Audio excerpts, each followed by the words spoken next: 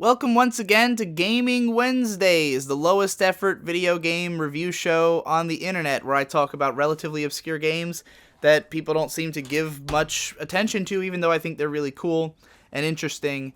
And some of them I haven't played in 10 years, and I might not have a whole lot to say about. But this is going to be for another one of my favorite games that I think deserves more recognition than it gets.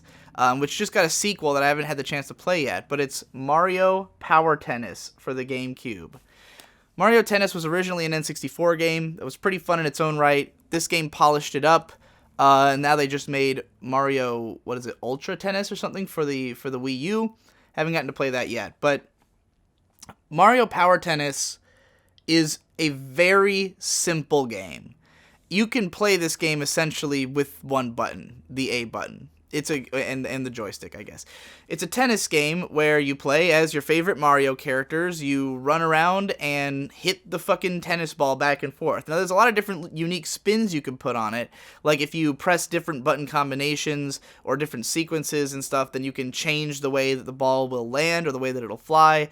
There's special moves, like if you hold down the R button at certain moments, then you can have your character perform two different shots. One that's a saving shot, and these happen automatically depending on how far you are from the ball. So if you're holding R and the ball is like falling too far away, you can use your saving shot, which is different depending on what character you have, or a power shot, which is if you're right on the ball and you use it, then you'll do like a really super special move, and each character has their own special move.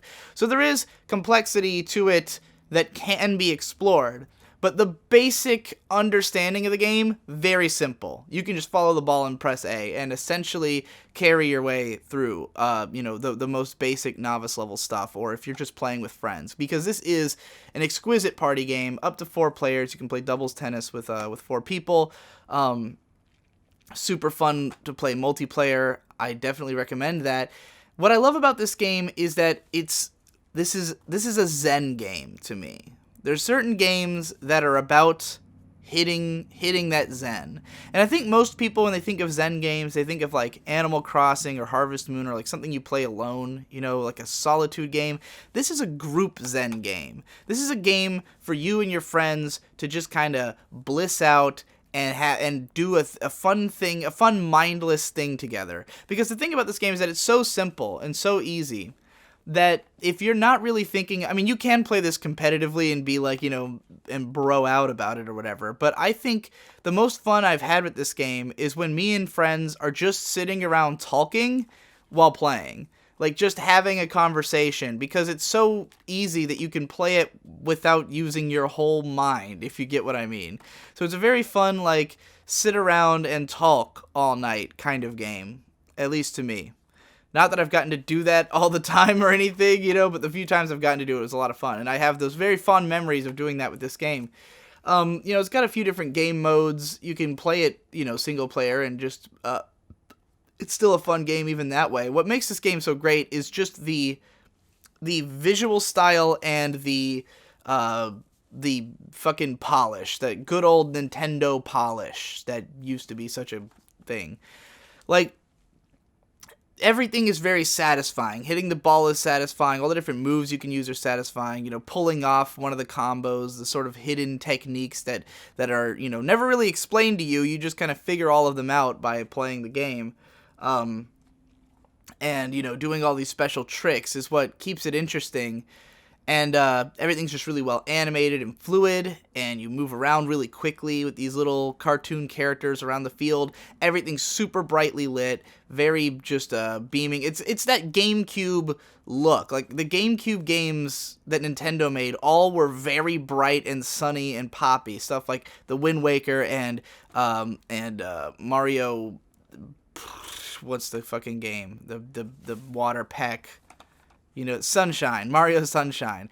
This falls along those lines. It's another sunny, bright, poppy game. This one's all the characters just chilling out playing tennis, having a good time. And it's easy to pick up and play. This is the kind of game you can throw in and just go. You just go with it, If you've got some people over and you happen to have a GameCube hooked up, which, depending on your group of friends, not that unlikely. Certainly not unlikely in my group of friends, a bunch of Melee players and stuff like that. A good thing to throw on in between Melee sessions when you're just trying to chill, So yeah, I highly recommend it. I haven't played the new one yet, which I'm sure is probably much the same.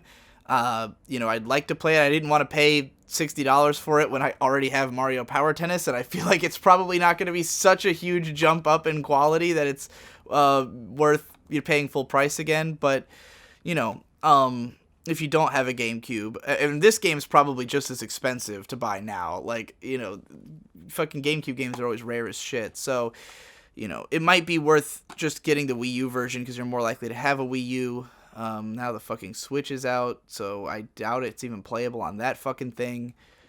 Anyway, yeah, take yourself back to a time when Nintendo was still cool and play this game. And that's all for that one.